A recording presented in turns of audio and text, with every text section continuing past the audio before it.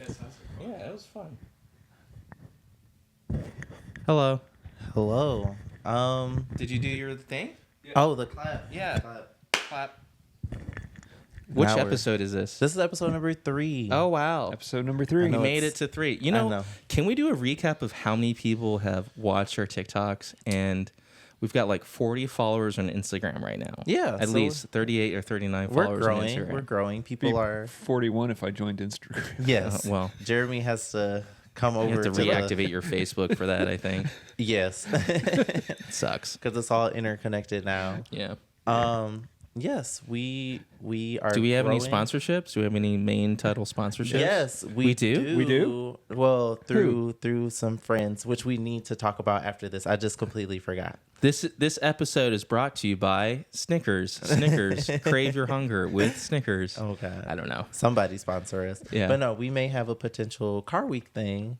Oh, Ooh. Through some friends. So, but we'll talk about that after because I completely forgot to mention it before we get started. Well, we gotta block off our calendars Yes. for Car Week. Yes, then we do. You're not? Are you busy during Car Week? Are I'm you gonna committed to volunteer at Pebble Beach. That's right. He's But that's Sunday. That is Sunday. Our commitment will be Friday. our, no, our commitment will be Saturday. Friday. Our Saturday. commitment will be Saturday. Okay. What time Saturday? I gotta get the details, Okay. but we'll discuss it after. Okay. So Wow, we're Car gonna be at Week, Car Week, cars. everybody. This is gonna be Wow. amazing. We're famous. Moving to the big time. I know This is big time. And so quickly, our topic today is racing. Racing. And everything. Motorsport racing. Motorsport. Well, GT racing. Okay. Yeah, because motorsports has like so many different meanings. Oh my gosh. Yeah. Every time if I mention motorsports to a non-car person, they think about motorcycles and like ATVs and stuff. I They're was going like, to say NASCAR. that too. Which Motocross, maybe. Monster trucks. When coming up with this episode idea, I took a blank on NASCAR. Some big races that have happened. 24 Hours of Le Mans happened a Right. few weeks ago. Yeah. 24 Hours of Spa was also Before Le Mans, right? after. It was I think after? I Oh, think okay. 24 Hours of Spa was shortly after. Yeah, racing. You know what, James? What is your history with racing? With racing, like how much I like it or how much I despise it, and We how can much. start, like, let's start with the positive. Oh, okay. Positive. I like racing. Racing is fun. Racing. I like vintage car racing. Oh, really? Yeah, I like seeing like old, like Camaro, like Grand Am, like all those Okay, old Trans Am. Trans Am, Grand Am, the Can Am cars. Nice. Oh man, dude! If you ever get a chance, go to Elkhart Lake in Wisconsin. They do vintage car racing. And it's part of like that vintage car racing series, and they run a bunch of like Can-Am, like Shadows and Bruce McLaren's like old Can-Am car GT40s. Nice. Dude, it's so cool. And some like 80s F1 cars. Somebody sometimes brings like a bunch of Indy cars there because it's those are classic cars now, like the 90s and stuff like Yeah, that. yeah. Somebody will bring like Michael Schumacher's like previous like F1 car with the V10. Goodness. So I like vintage racing. I have tried. I like F1. And I don't like F1 at the same time. I think it's become very formulaic. I think it's become over-regulated. Okay. The whole budget cap thing, I think, has kind of ruined the sport. I think we could say that about a lot of almost every racing series is now very over-regulated. Why is that? Because the cars are budget. so fast. Budget, Yeah, budgets, so safety. Let's think about. So we can even talk about like Le Mans, and in its early days, track configurations. That was like one of the first things to change. With the addition of chicanes and whatnot. Right. So you had the chicanes were added in the 60s. I literally have this written down. Were they? Are you sure? I thought they added additional ones more recently than that. Did they even add even more chicanes? I know my notes look like hieroglyphics, but the chicanes were added at some point in time. To make it safer. Well, yeah, because those People were cars going crazy. Yeah, the speeds were getting So I had no idea, but the cars were hitting up to back in 60s and 70s. Those cars were hitting 250 250 miles an hour. 50 miles an hour in the 70s. Which car yeah. was I'm gonna guess which car was doing that. Not that French Renault one, because that hit 250, but was there like a Porsche 917? There was a twin turbo. So that would have been the 12-cylinder. So the 917K was one of the better Porsches in Le Mans. It won a lot, right? But the one that actually won a lot for them was the 962. The 962. 962. Mm-hmm. Oh, 962 and 956 were really popular. Oh. I'm gonna cheat off your notes today. No, it's totally fine. But that 917 in the 60s and 70s was making like 1,800 horsepower in like qualifying form and like 1,500 horsepower. Like down the Mulsanne Straight, it was like there was one point where the blow off valve like it was over boosted and he couldn't back off. Also, like, it was like a runaway diesel. Yeah, he had like a runaway motor, and he got up to like I forgot who the driver. It wasn't Walter Roll, but I forgot who the driver is. But he hit like 242 or some crazy thing like that. Yeah, at the Mulsanne Straight, which is I have it was the 956. crazy. The 956 is one of Porsche's most successful cars at Le Mans. I think it finished. Yeah, it says finished first, won the 8-year. Was that a carbon car or was that carbon? Like carbon monocoque car. Yeah. I'm not sure. I have to go back and look. I'm trying to think about when carbon fiber started to get really popular, because back then it was still in its early. They were using it for like body panels, but I feel like until it would have been early. later. But 90s? No. Say 90s or even 2000s. No. I think the earliest car to use a fully carbon fiber monocoque in a race car was McLaren in like 88 with for the that MP412. makes Oh, okay. sense. The Honda motor with a Honda motor, and that was Gordon Murray designed that car, but it's kind of like actually debated right now if Gordon Murray actually did design the car. Is actually somebody else that designed the car. It's like Gordon Murray kind of came in and was like, oh, we should change a few things, and then like his name was like the designer of the car. So there's some controversy about it, but I think that technically was the very first like fully carbon fiber monocoque. Yeah, it might have been Williams maybe before it, but I can't remember who came first. But I think Williams copied it, and then they put that active suspension on it, which is pretty crazy. Yeah. But Yeah. where do you want to start? I don't know. Do you want to start from like pre-war racing all the way up to where the present, or do you want to start with like? We can go through the history and kind of like History of Le Mans or racing in general? Let's just do racing in general to keep it broad. We can throw Le Mans in there as things come up. It's a big subject. I know. Well, not huge, but We can start with like how racing started. Was a lot of it was just auto clubs, right? Like the first cars were invented, and of course, like a bunch of people got together, like car clubs, like let's see who can go faster. right. But then we can also just kind of go over like the current state of GT racing, the different classes, pretty much from 2000 and on, It's which so isn't confusing. that much. Well, I love talking about this. I did a little research, but Okay. we can kinda Educate just- us. Yeah, educate us. What's the So- current state of GT racing? So it's sport. Okay, hold on. Sports car GT racing, manufacturer only, right? You got like Porsche Cup Series. Yes. So I don't even know anymore. Yeah, so we can go over all of that and throw in racetracks, people, and names as they come up. Okay. So pretty much the current state of how racing pretty much is we have different classes, and that pretty much determines like the speed of the vehicle. Lower the number, faster the car. That's normally. So GT4, GT3, GT2, GT1, and F2, F3, F4. There's an F4? Yeah, you can start at F4. Actually, even lower than that. I want to say maybe like Formula 1000 and things of that nature. Those are for children, though. Not children, just people who are just starting out. Sounds like my kind of race car. Yeah. Well, no. So, and that's even another dynamic of it too. Is like, how did you start racing? You have people who Karting. Those people who, just like gymnastics, they were karting in the womb. And then they became professional race car drivers. Or you have gentleman drivers who buy their way into the sport, which there's nothing wrong with that. Or what about that Gran Turismo movie where that guy was like in the simulator? With technology, Gran Turismo has GT Academy, and I want to say that started back in 2012, 2013. Yeah, It was yeah. sponsored by Nissan. Right. And you could become a racing driver through a video game. I was reading this that's morning. cool. Nissan had they've kind of done a lot of stuff. Yeah, that I don't know why I don't know what prototype cars and Prototypes and the Delta Wing. Yeah, remember so the Delta Wing? exactly, So Le Mans as which was surprising. yeah. To me. Yeah, so Le Mans, it has a section where you can kind of enter a car. I can't remember the name of it, but they're Garage 56. yes, Garage thank 56, you. prototype stuff. Yeah. And you can pretty much just bring a car to just show off what you can do. Yeah. Which But I is it really true? Do they only allow one entry? It's like one position.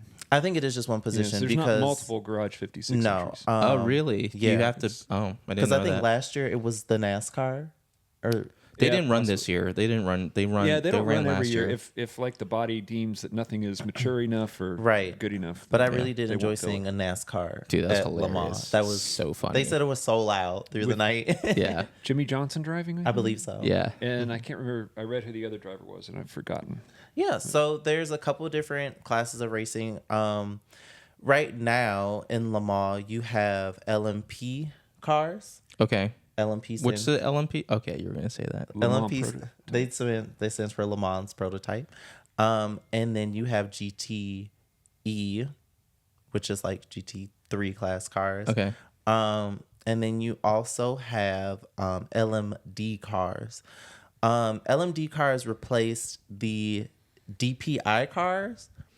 And I believe DPI used to stand for Daytona prototypes. Okay. I believe that's correct. Yeah. Okay. And then the Daytona prototype. So that Daytona signature comes from IMSA.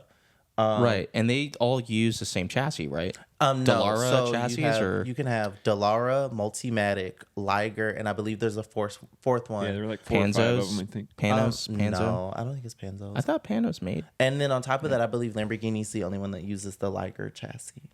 Okay. So those are the main classes that happen at Le Mans, but then you also have, like, outside of that, you have let's start, I guess, east and come back west. So in Japan, you have GT500, GT300. Okay. Are they part of the FIA? Are they part of like the federal? Yeah. They are. Yeah, Okay, yeah. I didn't know that. I know a lot of people, I've heard through the grapevine that it's cheaper to race in Asia than it is here in the United States. So a lot of people will go race in Asia. Why I is didn't. that? I didn't know that. I'm not sure. Maybe the labor rate to take care of everything. Yeah. Maybe the rate to get track time is cheaper. Right. Maybe. Right.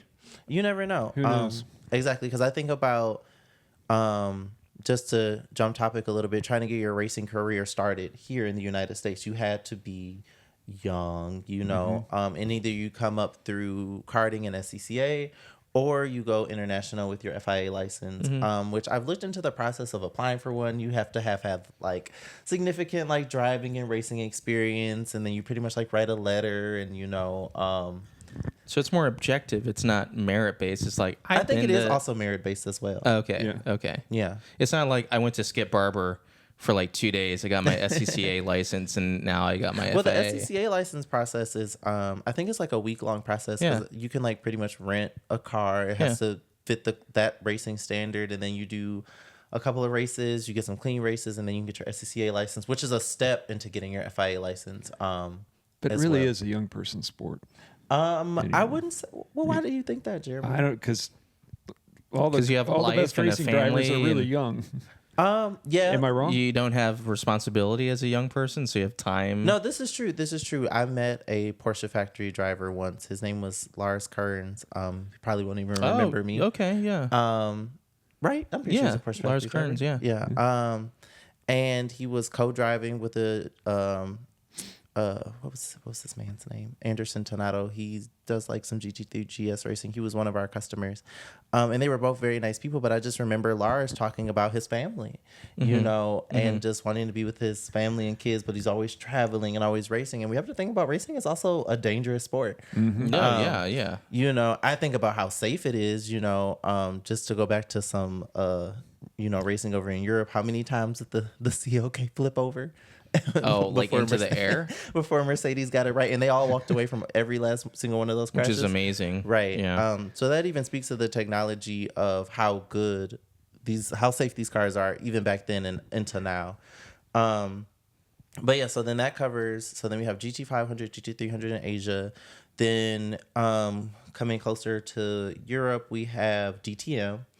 DTM is not what it used to be.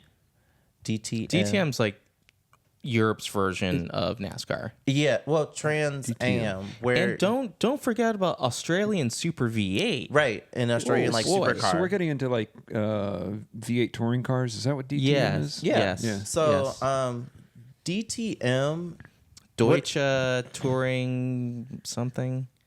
I'm gonna leave that one up to you because I can't think about what the acronym means. But DTM used to be because you can look it up. Google it for us, Jeremy, while I discuss it.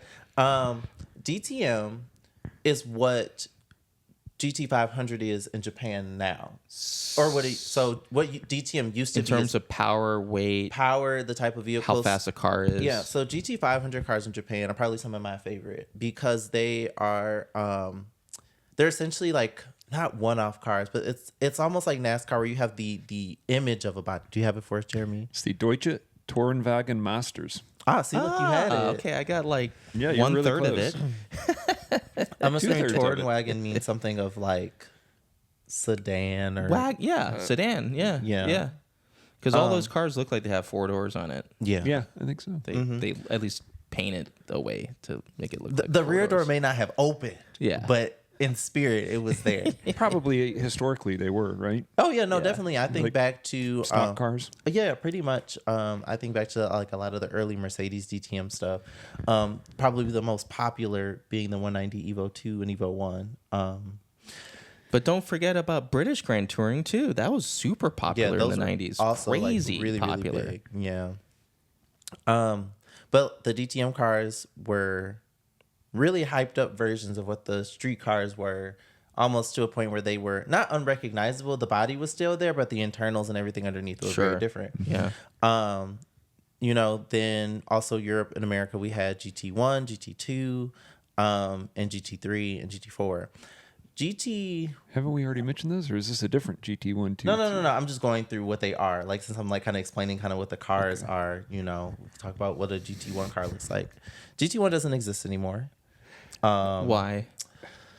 Because Penske won. It's because Penske won every freaking race everywhere for like the last 15 years. Penske Racing. But what were they driving? I don't know. Something that was faster than everybody else. How many times did they win Indy? Didn't they win Indy like I think they won Indy 10 years in a row? Yeah, or something like that, or 15 years in a row. So GT1 would have been, the height of GT1 was probably like the 90s. In 2000s would have been like McLaren. Well, they had their Petite Le Mans, right? In America, didn't they have like a Petite Le Mans? Yeah.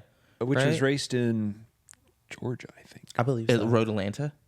I think so. Right? So. Yeah. Well, they had a few. Sebring, Road Atlanta. I looked it up this morning. Man. But that's when you had the GT1 cars were rolling through there too. Mm-hmm. So GT1. This is overwhelming. Yeah, it's a lot of Just the information. sheer number of classes and types. And Right. Yeah. But plenty for us to talk about. But it's a lot to keep up with because racing is ever changing, cars are ever changing, and with the automotive industry kind of using motorsport to bring out their next best thing. Sure. Yeah, it's demonstration or marketing. Le Mans is kind of unique in that because it's an endurance race, right? Right. So it's not about going the same number of laps the fastest. Right. It's It's as about far as you can go in the fuel time, economy, fuel the car economy. lasting, Strategy. things not blowing up. Strategy. Reliability. Reliability. Yeah. That's the biggest thing is Le Mans. Teamwork. Yeah. Teamwork makes the dream work. It does. Lots of teamwork. But French people, German people, Italians, Americans. some Americans. Some Americans. We all have seen Ford versus Ferrari. Yes. Yeah. But back to GT1. So GT1 is the think about a car going through an evolution process, like a Pokemon or something. Okay. The GT1 is the most unrecognizable form of that vehicle. Okay. That It's the still most shares extreme version. right. That still shares Okay. the streetcar name. Some of the best examples of these that people think about are McLaren F1. Sure. The long tail version. Okay. The Toyota GT1. CLK GTR. or I think it was the CLK, like CLR, I believe. Yeah, they made 2 different versions. And then Porsche GT1. the Porsche GT1. You know, a lot of these cars, and then they also had like GT1, like Aston Martins and Corvettes. They and made stuff. some one-offs, yeah. Yeah, and then I think the Ford GT also did a lot of GT1 racing, but that class completely died off. I want to say in the late '90s, early 2000s. Why? Too fast? Yeah. Too fast. Maybe some Also Porsche just won. money, Porsche too. won too A many lot of the times. times racing- And the French are like, we cannot let the Germans win anymore. I don't have the exact reason as to why GT1 fell off, but a lot of the times it was just. I swear to God, it's because Porsche won. So, like, didn't they win? I feel Has like they won for Le like Mans the more- last 20 years, and More they're like, times than anyone. I Any believe other yeah, at Le manufacturer. Mans. Yeah. But Like do they 19 times, I think. But that's because different classes though? that, and because rules, like Porsche was really good at manipulating the rules. Yeah. And using different chassis that were going to be better. Is it manipulation or is it just strategy? No, it's strategy. It's just strategy. smarter than everybody else. And I think that's why. I mean, that's what you said in our last episode. Right. You're just so good. Yeah, they're just so good. But that's also why F1 is the way that it is because people come up with these very innovative, so boring, bro. innovative ideas, but the taskmasters, they come in. Dude, have you? Okay, sorry, this is a tangent. When you ahead. watch F1 and watch like the highlights, because Max Verstappen has just been blowing people away, not by like milliseconds, but we're talking about like full 5 seconds ahead of everybody else. So in F1, 5 seconds is like light years ahead of everybody. Right. Yeah. In the like the supercuts of like, look at all the things that happen at Grand Prix Montreal or whatever. It's like they have like one picture of Max Verstappen and then the back like they have like the back 10 people that just keep passing each other and crashing into each other because that's like the only most exciting thing. It's just Max Verstappen just winning like time and time and time Right. and time again. So But it's rule. It's again. It's like the rules, right? So the rules exist to actually keep that from happening, but Keep that from happening. Right. Oops. So Keep that happening. keep it happening. not keep it happening. But no, the rules keep that from happening. So that's probably also why GT1 died off was because of rules. Then we had GT2. They were What kind of cars were in GT2? Those were more sports cars, right? Like a Porsche 911 GT RSR, right? Would be considered a GT2. Yes, in a way. So GT2, the best way to explain GT2 is faster. So not limited like GT3 cars were. So you would have had a faster car with higher downforce, More aero, and this was GT2 back in the day. The current more power too. Yeah. Like the Moby Dick, like the Porsche 935 or whatever. So it was like a twin turbo beast, and there was a long tail. So it was a Porsche Carrera, but like the front was chopped off. It was slant nose too, or something crazy. But that was a GT2 car. So the right? GT2 cars tended to be Can we call this episode the acronym and Oh, yeah. numerics episode? Grand Touring 2. Grand Touring 2. Well, hang on though. Seriously, I got What's up? for the non-motorsports listeners. Yes. Okay. A 911 GT2 that you can buy on the street. Yes. What actually? How does that differ from a GT2 That's, race So, car that's a good. That's a really good question. so- or GT3 for that matter? So Yeah. funny enough, Porsche actually, I really like how they have their naming scheme because it makes sense as to what the car means. So the 911 GT3 actually, horsepower wise, fits pretty closely into what a GT3 race car would have horsepower wise, which is about that like 500 horsepower mark. Yeah. 3,000 pounds. Mm-hmm. But a 911 GT3 is not the same as a GT3 race car. No. So a GT2 compared to a 911 GT2 compared to the actual race car, the power plant is similar, but what would change it into a GT2 race car is the aero. Body and aero. So once again, GT2 used to be above GT3 in terms of pace. in terms of pace, cars, Skill. and everything. Now Yeah. GT2, it's a very niche kind of small class over in Europe, and it's ran by the the cars that pretty much run in it. The main two cars I could think of are the Porsche GT2 RS Club Sport, and then the Audi GT2 LMS, the R8. Oh. And then there's also like another car that runs in. I just can't think of the name of it right now. But GT2 now is not what it used to be. Whereas GT2 back in the day would have been really closer to how DTM and GT500 and like supercar is in Australia, where you had these really high horsepower, high downforce cars. Not quite GT1 status, still very much. But so they're still technically air restricted though too. They didn't make unlimited power. No, they weren't still, unlimited. They weren't capped. unlimited. GT1 probably would have been the best example of like an unlimited class. Okay. Or like back in the day when we had, because I want to say, I don't think Trans Am was like unlimited. Can-Am. Yeah. Where people were building these more monster cars. Yeah. Super high downforce, mega power, open air. Yeah. You know, very little safety. Yeah. Very little safety. But you know, racing kind of safety. has changed a lot over the years. And I know we're probably skewing a little bit of this information, but that's pretty much kind of what happened is whereas back in the day, people were throwing everything they had at a vehicle, whereas now it's just very rule regulated. Like, how can I do the best that I can within the rules? Yeah. And then, you know, moving down to GT3, that's where we see a lot of BOP and BOP. Yeah. What does BOP BOP stand for? Yeah, what is that? Balance of performance. Balance of performance. Google that, but I'm almost sure that I think you're right. yeah. Because they were using this for Le Mans, right? Well, This okay, year. so BOP is something in almost every racing series. And Okay. BOP is what brings the field back together.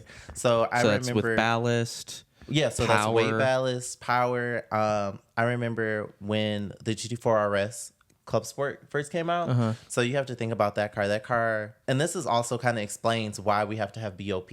So you see BOP a lot in GT4 and GT3, and that's because Were you chuckling about, Jeremy? BOP. It's short for bebop. Oh, wow. okay, First answer. Wrong. Children's Wrong. bebop. Yeah. Sorry. no worries, we'll get there. I would type like BOP in racing. But so a lot of the times, race cars to street cars and street cars back to race cars, they are very different. Balance Sure. of performance. Balance Oh, of see, performance. I guess I'm not as There you crazy go. as I thought. There you go. So one of my like favorite things about racing is seeing what how different the street car is from the race car and what maybe inspired what. Sometimes there are examples where people will build the race car first and then go back, build a street car, and then, you know, they're like, oh yeah, this is what we kind of wanted. Homologation, right? Right, homologation. Yeah. Do you and- see a lot of that in your work? Not anymore because motorsport isn't the forefront of innovation. When it Anymore. comes to That's a bold statement. I mean, I won't I say that because I'm a novice at a lot of car stuff. Like I know a lot, but there's a lot of things that I don't know. I don't think just in my facility, I see a lot of non-car people and a lot of granted we don't do dynamic things where I work. Yeah. It's more, you know, systems and data. right. You know, not the physical attributes of the vehicle. Okay. Yeah. Motorsport does have a trickle down effect where you'll see, like, I think about the early hybrid systems. Okay. And Direct injection. direct right? injection, Some turbo ECU, technology. Turbo technology. You know, a lot of that stuff trickles down from racing and it ends up into our street cars after it's been, you know, tried and true there. Yeah. I just think about how the EVs are, just to relate back to our last episode. A lot of that, I feel like a lot of that isn't being driven by, you know, motorsport. Well, do you know why? Because you watching what do you call it? The Formula E. The Formula E. Oh, so It's boring and so they're- stupid. They're still trying to figure it out. Oh my god, you have to swap cars or whatever, and then they have like this Hot Wheels part of the track where you like go on it and get like a boost. I'm like, dude, I don't want to watch a stupid video Yeah, game. it's because the battery I want to technology. see. I want to see people die. Isn't there? No, that is not. It's really funny. I want to see crashes. because I know want to see somebody stuff else on fire. who really likes just seeing the crashes when it comes It's to racing. so boring. Yeah. But that's why we have BOP. That's why we have slower racing series. So trickling down the line to bring us back, now we have GT3, GT4. You can still cheat with BOP though. That's what Oh Ferrari no, did I like this year, literally like Lamont. I would talk to like some racing teams and they're like, yeah, our car has like a Cobb tune on it just to get the edge over in the competition. I'm like, what? I'm like, dog. But that happens a lot more in GS or like GT4. So that would be pretty much what a street car is, but with a cage and potentially a different transmission. GT4. Yes, but Okay. then also a different engine at times.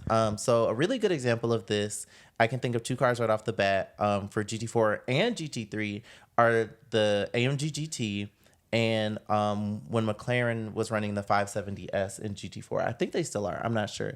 But you think about the road going variants of those cars, they make significantly more horsepower. Torque. Yeah, of course. Than their GT4 and GT3 counterparts, but they have less aero. Yeah. You know, so that's what kind of makes the difference when it comes to driving dynamics and how the car kind of handles. Because I want to say all the GT3 cars are, like I said, right around that 500 horsepower mark with high downforce, you know, and just crazy stance and like really wide, like really Big, wide cars. slick tires. Yeah, You wide.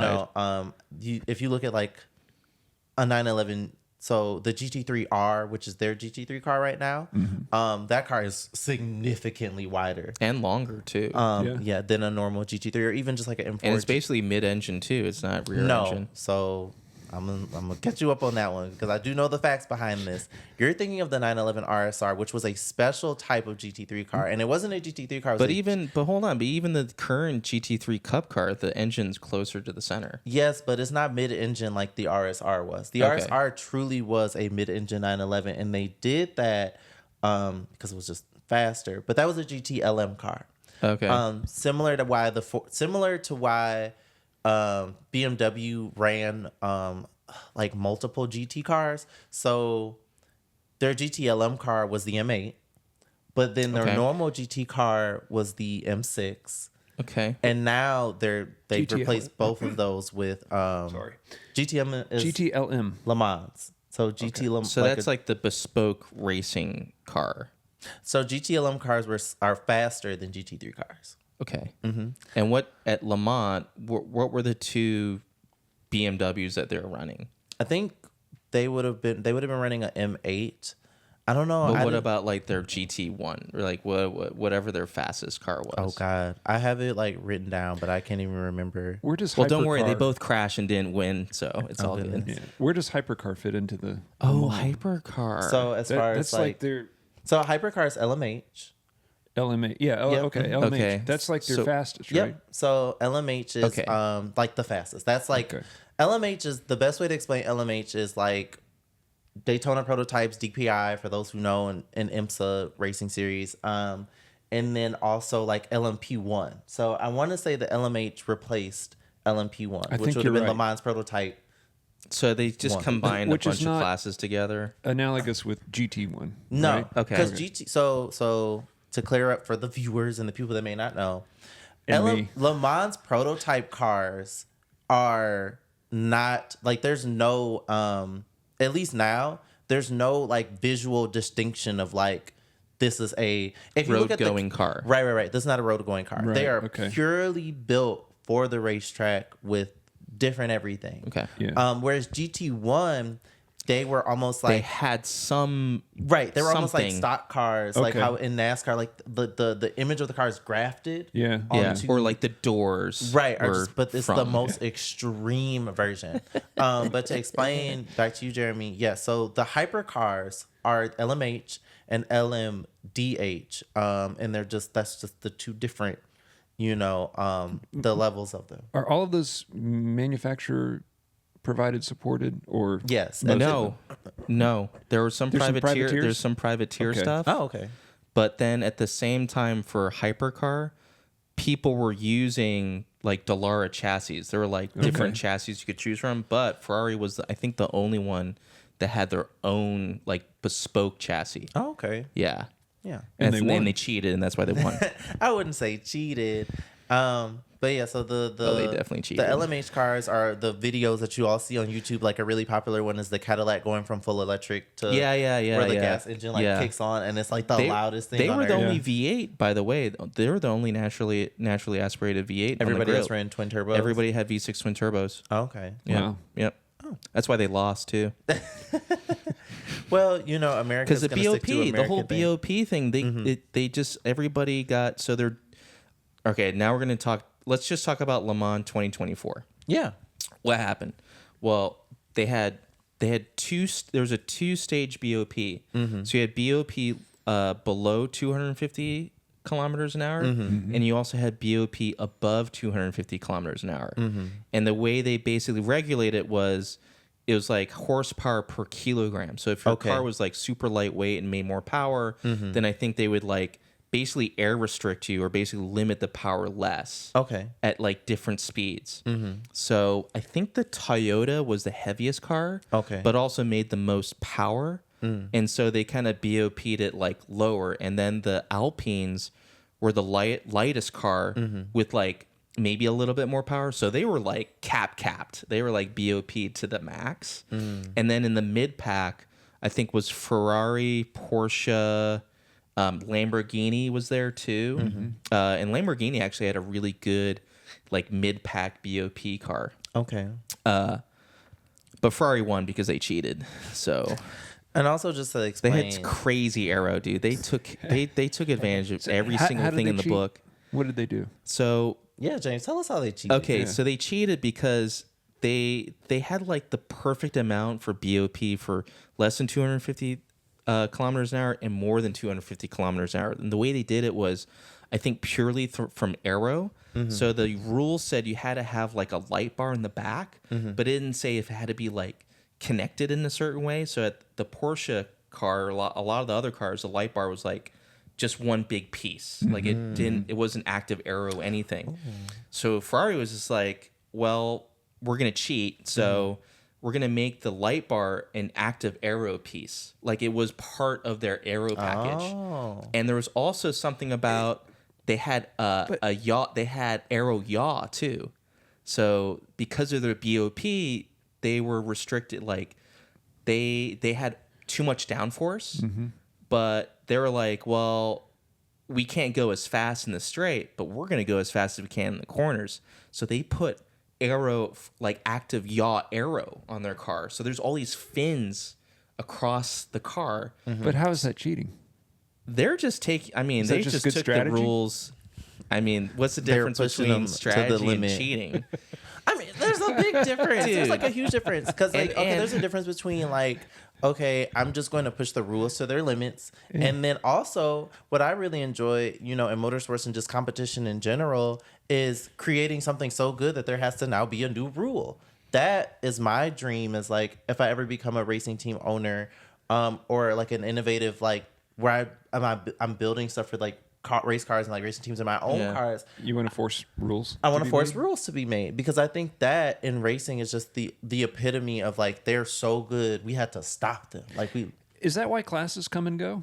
I think so. I think that's why classes come and go. I think that's why like a lot of technology just kind of comes and goes because they're like, dang, that's really good. We can't like everybody can't do that, so now nobody can have it.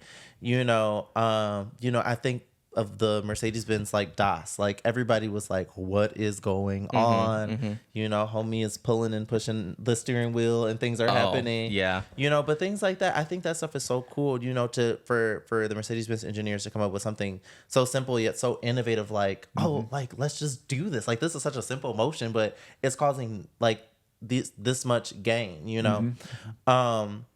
And I feel like I want to see more fun in racing, and I think I understand why the regulation is there, but I just want to get back to some of the fun where like just the craziest stuff was coming out of it. I mean, we get a lot of that in street cars now because people have the money and the budget and people are willing to pay for some of these cooler things to have on the street, especially to show their friends and stuff like that. We think about the AMG Project One and like how it's super crazy with all of its fins and stuff. But yeah. So any more about the current race that just happened? Or go ahead, Jeremy. when you say get back to fun, do you mean like the 10 cars or so that are 5 seconds behind Max Verstappen and in Formula One that are so chasing boring. each other and crashing? Yeah. Not that So cool. Well, I mean, when I boring. say get back to fun, I don't know. I miss some of the Photo crazier finishes? innovation. Oh, okay. Yeah, just crazier innovation in racing. Like just, I need like flying cars or something. I don't Oh know. my god! But Well, no, I just like speed racer type stuff. Oh you my know? gosh, I love Speed Racer. like the new 3D CGI one that is my shit. I love that movie.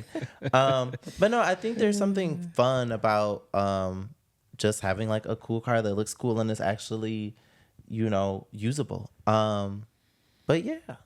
I don't think Ferrari was cheating. I think they were just doing what they were doing. But speaking of this light bar, because I didn't know this was a rule when it came to Le Mans and like the current hypercars. Ferrari was down 30 horsepower from everybody else. How did they win? They were just Strategy. really good with their strategy. They because cheated. okay, so let's just go back to just They racing. cheating. Let's go back to racing in general because strategy is a big part of that, especially in 24-hour races like the 24 Hours of Le Mans. It comes down to tire management, reliability. Once again, you have 4 drivers over 8 hours for each driver over 24 hours. So it's managing all of that. You could have a crazy fast car, but if you don't have a team that's like thinking and moving and doing and grooving for to the beat of the drum for this entire time, you'll lose. Yeah.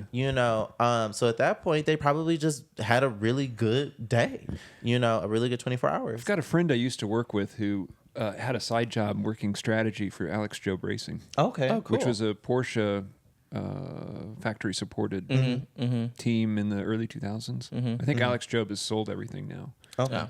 But yeah, he used to disappear for the weekends and come back. And, Be in his cave, like calculating. yeah.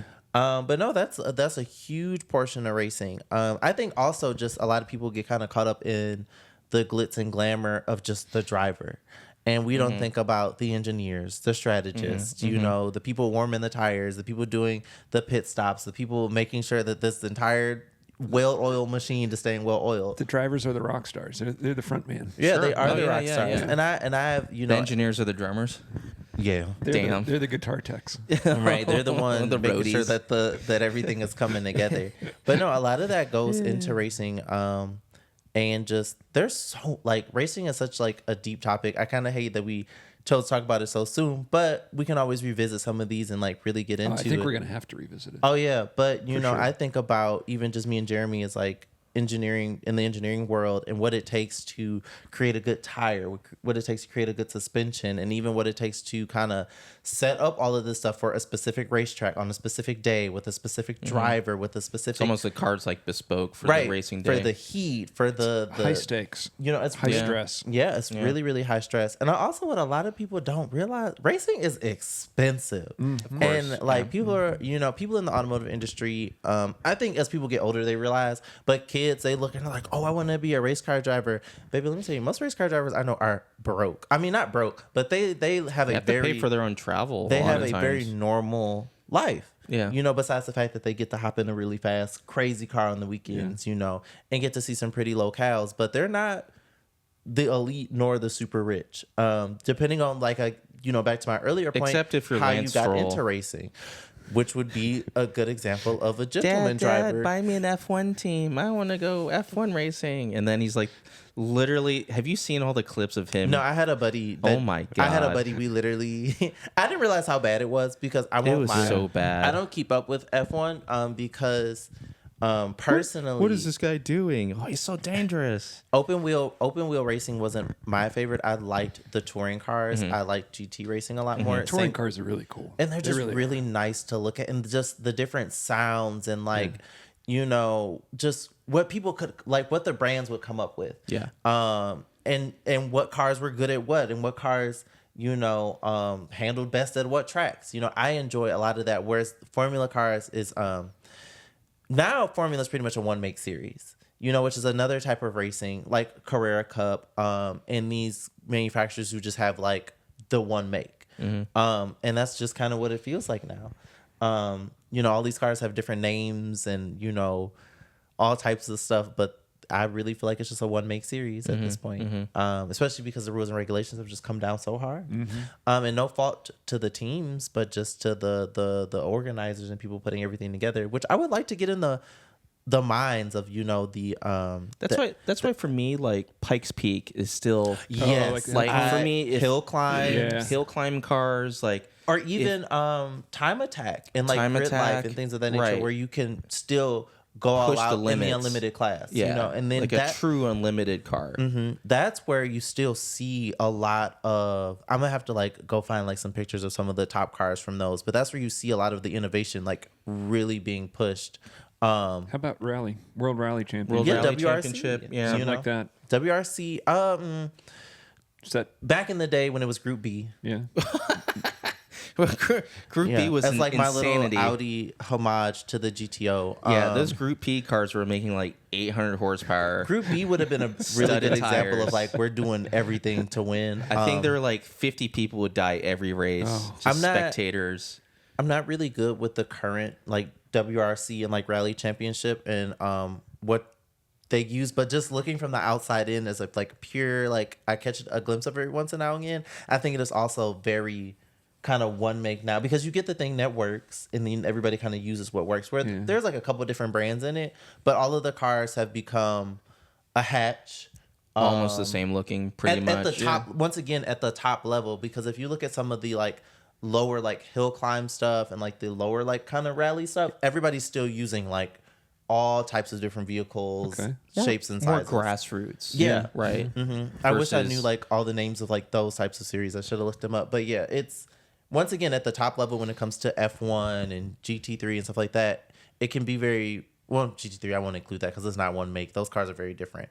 But WRC F1 stuff like that, it's very. We have like a chassis, a type of engine, a type of car that works really well. Everybody's gonna kind of stick to this same formula, which should make for good racing. Like if let's say F1 didn't have any rules and regulations, what would the car look like? There's a really funny TikTok about this, and it was for anybody who has played Gran Turismo. Red Bull has like there are like Gran Turismo Vision cars. Okay. And they're like pure one-off concepts of how crazy cars could be. Okay. And there was a TikTok clip, and it was like Mercedes and Red Bull before the budget cut, and it's like one of like the GT Vision like Red Bull cars, and then it's a Mercedes, but it's pretty much. Have you guys ever played F-Zero? With Captain Falcon? Yeah. So it's literally like racing a Mercedes like F-Zero car, and it's like floating above the ground. No, but I'm pretty sure that's what would happen. Like if the teams had unlimited money, active aero, active suspension, power, hybrid. I think they tried active suspension, but it didn't. It got banned. I don't know if that would work well in an F1 application. Maybe in a small amount, but nothing like. When Williams had active suspension they could yaw the car for the corner. Well, yeah, like literally they would predict, like they would put the car in a simulator, and they would basically like this is before active. I think it was just like on a timer, and the car would like basically stiffen when it needed to be stiffened, and then got softer when it needed to be softer. So why did they ban it? It's too good. Way too good. Yeah, and then I think Ayrton Senna also died in the Williams. There was like something broke off it and killed him. So another just wasn't regulated. Yeah, another thing with racing is at the top level with GT2, with like GT3 and stuff like that, whereas like the road cars will have like all of these moving bits. I think about a really good example of this is 911 GT3 RS.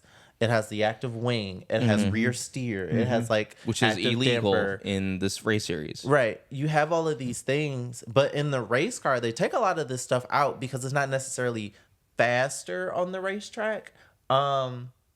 Because of the way that those cars kind of have to handle with the slick tires in the kind of conditions. And right, yeah. You wouldn't want to put more, if you're running slicks and then you had like more active aero in the back, the car's balance would totally be upset. It's another thing to break. You can make it all come together properly. That's what Formula One does. Yeah. But it's just more stuff that could go wrong. More things that can go wrong. But how much of that stuff on the street car is there for show as marketing nannies for inexperienced drivers that Right. have That's too much another money. thing. Get Right. behind them. Exactly. So it allows the non-race driver in the street car variant to be fast, whereas the race car driver would know exactly what to do in a lot of these situations. So it doesn't need a lot of these extra things. bits. Yeah. You know, and proven is if you see like a race car driver get in a street car and do the same thing, it can't do what the GT cars are doing. But a lot of that is just limited by aero. You know, just to get into that for a little bit, aerodynamics on a race car versus a street car is like worlds apart in the way that the car goes around the corner and just kind of handles. What you'll hear a lot of is gentleman drivers who aren't used to high downforce cars.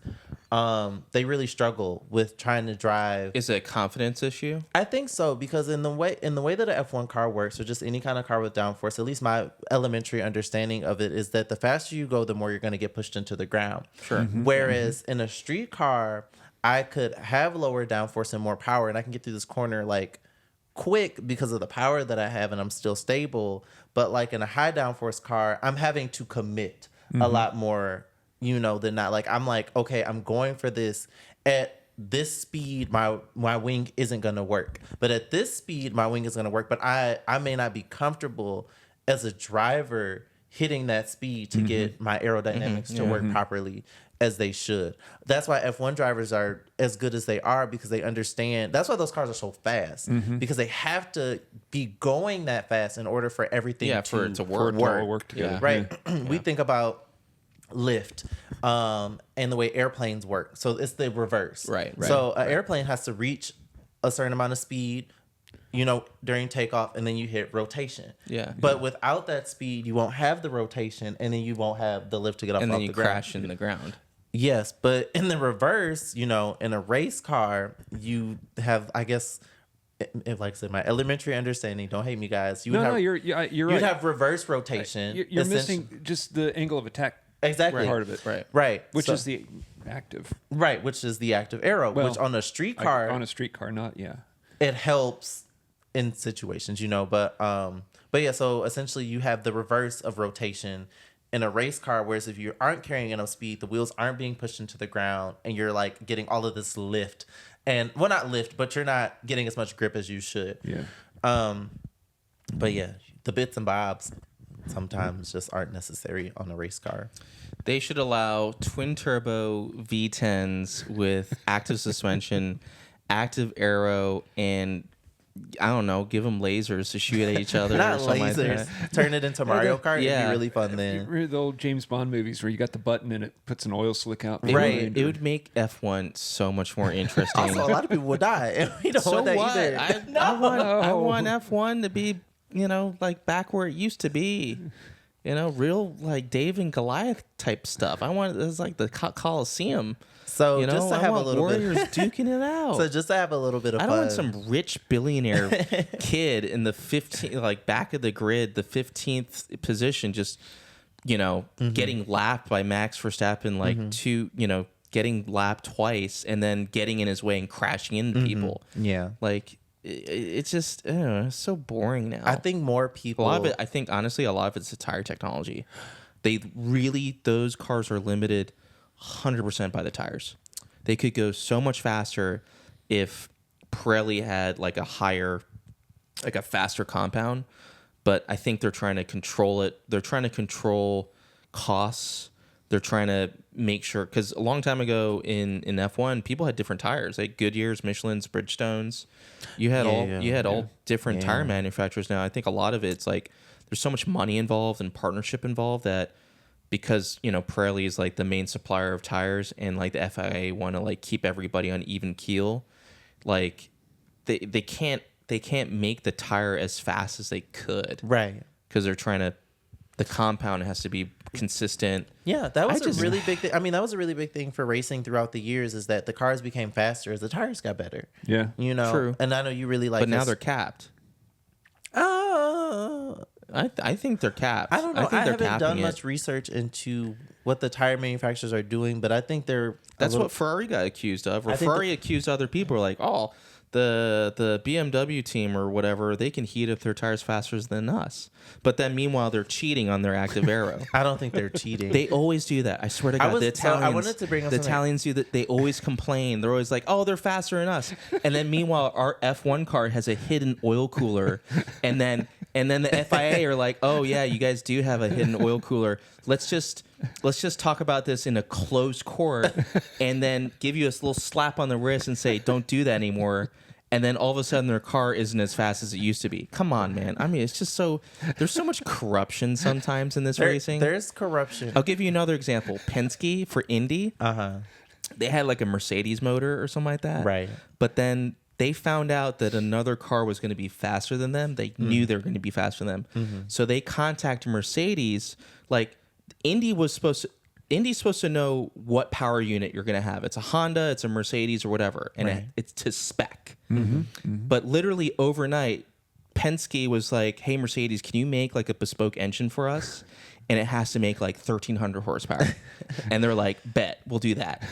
And they built them an engine overnight that made 1,300 horsepower that blew away the field. And everybody's like, how are they so much faster than everybody else? And Penske's like, we just had a really good strategy, and just, we just had, for whatever reason, a really strong engine that year. So, and then they found out that they freaking cheated. This is why BOP exists. They got BOP'd too, but they just called up Mercedes overnight. So also, just to explain to the viewers what happens when you get BOP, or when BOP is in place. So funny. There's a couple of different ways to do it. They can put an air restrictor in your intake, in the throttle body, to restrict the amount of airflow, which limits the amount of power the car can make. They'll raise your car up. They'll give you a minimum. Ground clearance? Ground clearance. So they'll give you, because what it is back to that aero thing, they'll get rid of a lot of your ground effects by raising your car up. They will give you weight ballast, where you'll have to add weight to the car to weigh it down.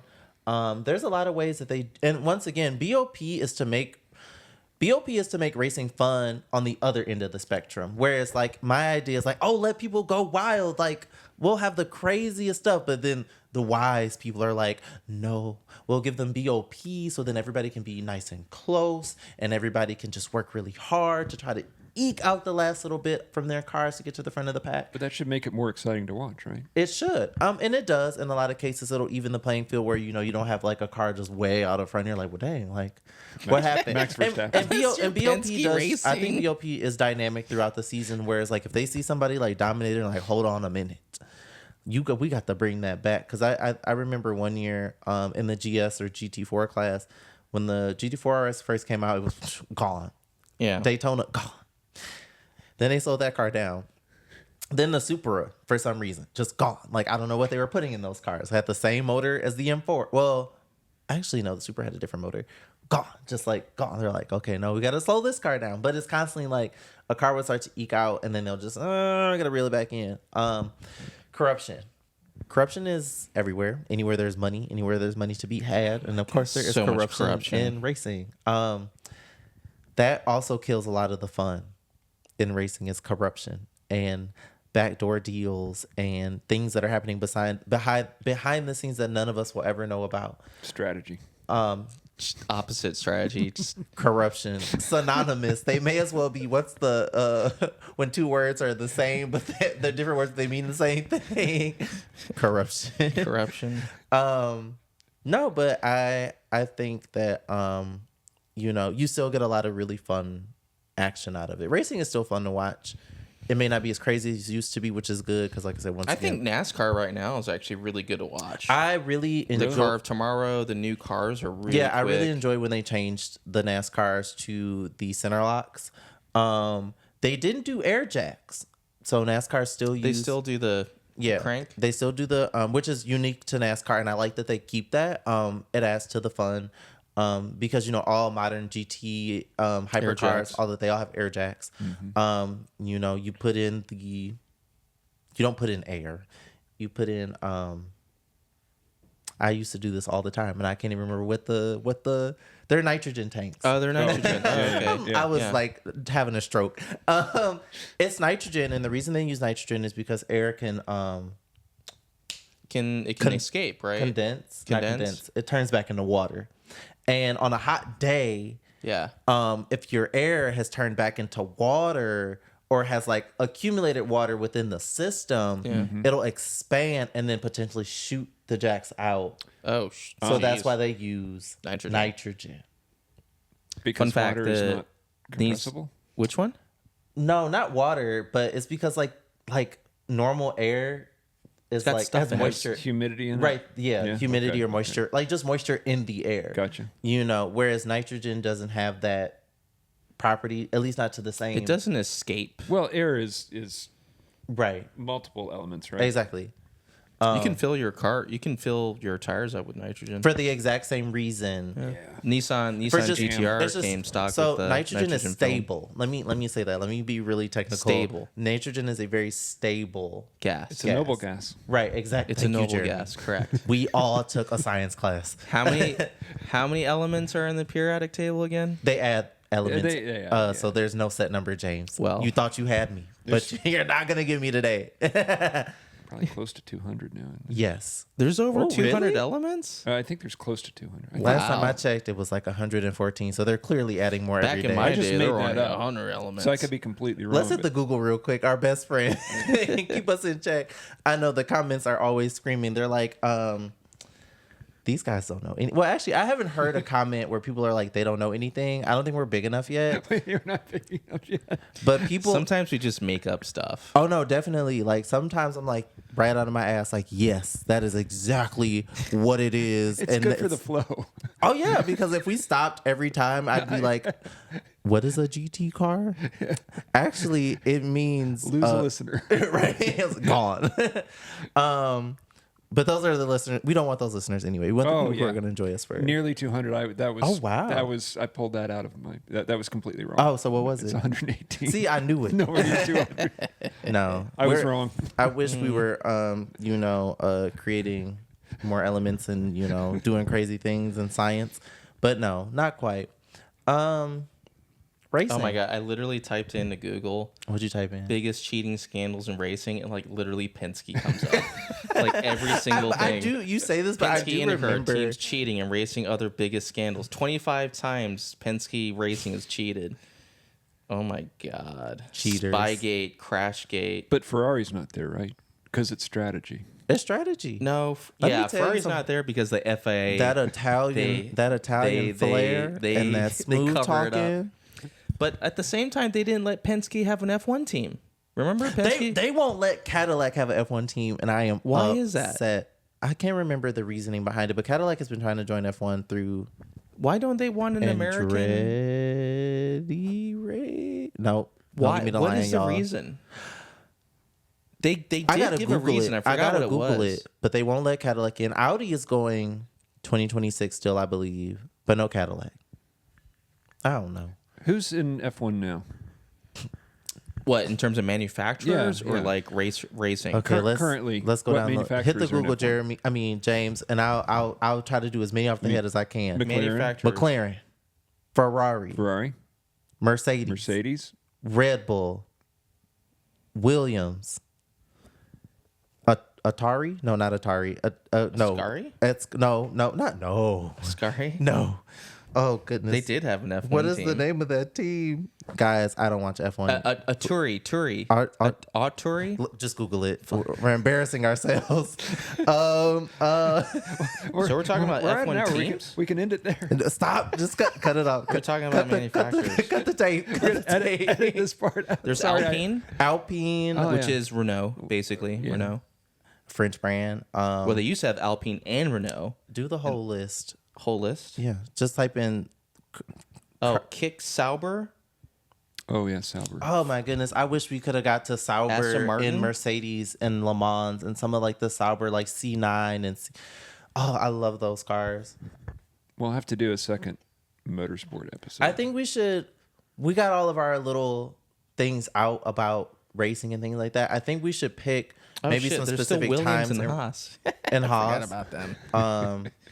I guess the bigger question is what brands is that what you were more going for, Jeremy, or were you just? Yeah, I guess. But what does Red Bull Racing? What do they're they not use? even. They're. It's an energy drink. No, they use a They used to use Honda. They use wings. They use Red Bull gives They you wings, have and their that's why own, that car no, is so Red fast. Bull Racing has their own engine now. Oh, Wow. They used to use Honda engines, but I feel there's like a lot of part sharing. Yeah. Well, there's a lot of part sharing in racing too. Just in the same type of. Yeah, doesn't McLaren use Mercedes sometimes? Yeah, I think just like how in the automotive world, normally, you have like vehicles that share multiple chassis and cars. Yeah. Racing, you'll see a lot of like sharing of engines and or what'll happen is whereas the street cars will have their well, a really good example of this is the R8 GT3 LMS and the Huracan GT3 Are basically the same car? No, the street cars of the Huracan and the R8, yes, but the Huracans are purely built in Italy, still for the race car. And they're trash. Yeah, they're pretty shitty, but that's another topic for another day. Hey, you put the car together. Did anybody look? No, I have espresso. Well, actually, to be fair, I don't know. It's fine. We ship Speaking it. of We ship racing, it out. Lamborghini, And the Audi people are like, no. The body panel must only have a 2mm gap. Nah. The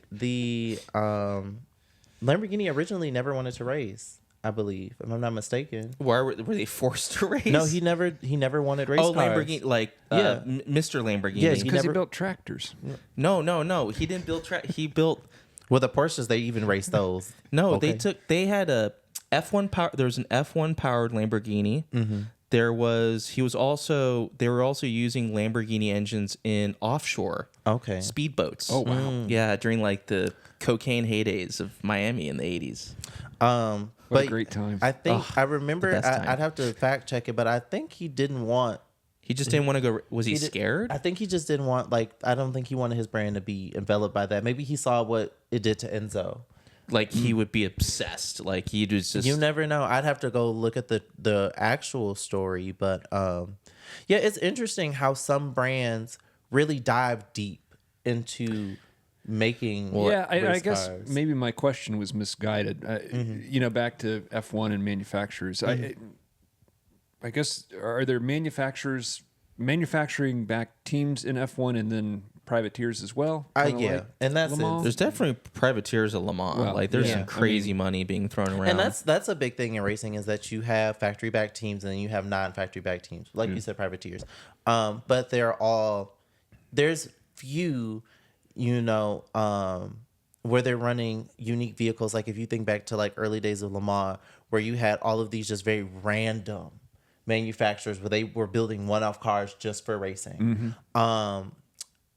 Panos, Right. Lister. Yeah. There's That so one there's so hedge many fund good ones, guy. but those are just the ones that kind of come to my mind immediately. But that specifically, Jeremy, we don't see that too much in racing anymore. Most of the It's cars, gotten so Too expensive. expensive. I think right, so. to come up with your own race car, or even not right, and it's expensive for regulation's sake to meet regulations. We don't see so much of that uniqueness anymore, where the field will be filled with not just everybody running a Porsche, a Mercedes, a BMW. I think that's more of what you were kind of getting Because at. I feel like to your point, Jeremy, like 10 years ago, me as an individual, like I got a bunch of money, I want to go to Le Mans. I will go either to the Porsche factory and say, "Give me a race car." And they're like, okay, here or you you go. just buy one secondhand. Or you buy one secondhand, and you literally wind up at Le Mans and be like, "All right, I'm running this thing." And it's the same thing for racing at IMSA, SRO, all of these different racing series in the GT class. This is what gentlemen drivers do. They have and it's pro-am too, right? right. So you Yeah. have pro and you have amateur, or and you have your pro racing drivers. And it really just depends on your license level, because in racing there's different license levels and all of this good stuff. You know, the amateur guys pick on the pro guys Why do they do this? Yeah. because the amateur guys have tons of money and the pro guys don't have any. This is true. So they This is wreck them. true. They purposely, because you have to pay for the car. Right. Like you get like one freebie, and then the second one you have to pay for it. And so the AM guys, like they know if you're like a rookie pro, that they'll like kind of nudge you a little bit. Yeah. And try to crash you out. It's harsh. Yeah, it's really mean. Some gentleman drivers can be dirty, and once again, I say gentleman driver because they. Not so gentlemanly. Well, when I think of the term gentleman driver, I think of like a gentleman, or you think of somebody who just is one with money. You know, they 9 times out of 10 they bought the cars for the team. They are funding the team. You know, or they're just a really big sponsor, and they dreamt of racing. And no knock to them. I wish I had their money to do it. You know, I think so often gentleman drivers get hated upon, but they did what they needed to do to become rich, and then they went out and did what they wanted to do as a hobby. Which, you know, just to kind of wrap things up, my view of racing when I was young, I was like, I always wanted to be a race car driver. Yeah. But then when I realized what it took to become a race car driver, I was like, no, I want to be a good businessman. And then I want to own my own racing team, which is a very different type of lifestyle. But then it also affords you the ability to drive whenever you want, because I'm like, I pay for the team, put me in the car right now. So do we need to grow our listenership so we can have a We need at least 45 podcast racing team. I mean, if you really with wanted Myles to, as our driver. we could technically do like a lemons, like a 24 Oh yeah, we got to do lemons. that. Like we could do that tomorrow. But it's like, we can okay, get the shittiest car. We and buy a just do car it. for $500. We're gonna put $5,000 into it. Yeah, it's still not cheap. It's not cheap. It's not cheap, I mean, but if you split it amongst a lot of relative. people, but lemons is like any of the 24-hour or like really really long lemons races are really really good ways to get a lot of experience, Seat time. Yeah.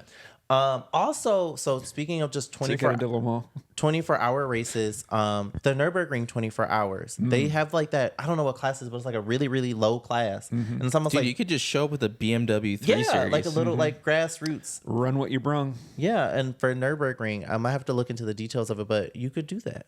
But And there's a lot of crashes. yeah, the Nürburgring has a lot of so crashes good. in the It's- 24-hour race. Yeah, it's the green hell. It's because there's so much elevation change. And it's Yeah, narrow. Jeremy, you've driven on the Nürburgring. I have driven the Nürburgring. Is it really that scary?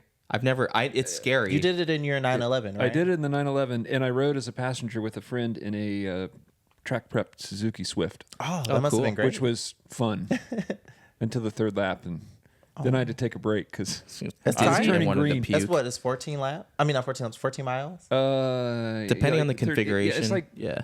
Well, it depends on if they're running the GP circuit. So for Torsten Farten days, Open days, like anybody open shows days, up. Yeah. it's just the Nordschleife. They don't do which the I think GP is like circuit. 20 kilometers, 13-ish miles. Yeah. Yeah, they don't. The GP circuit isn't an easy track anyway. Yeah. Not that I've ever driven on it, but in Gran Turismo, that Dude, first I can't corner even is, do it in Gran Turismo. it's a Like, really just hard wipe corner. out every time. Yeah. The rest of the track, though, let me tell you, when I do go to the Nürburgring, it'll be great. It's so scary. We'll have to talk more about it sometime. Yeah, we could even We should have just a spend Nürburgring episode. Yeah. There's so much We'll just talk history about the behind that track. Nürburgring. Yeah, that would be fun. Racing. Awesome. We have Racing. raced to the end of our podcast. We have. And Ferrari's always going to cheat. And Penske's always going to win and cheat. I'm sorry to all the Italians out there. It's just good strategy. You guys Yeah. are great strategists. Just remember, the rules are there for a reason, and The they're rules meant are to there be for- broken. And BOP is saving lives every day. No, it's not. All right, this has been the Mischief Podcast once again. Thanks. Bye. Thanks for tuning in. guys. Bye.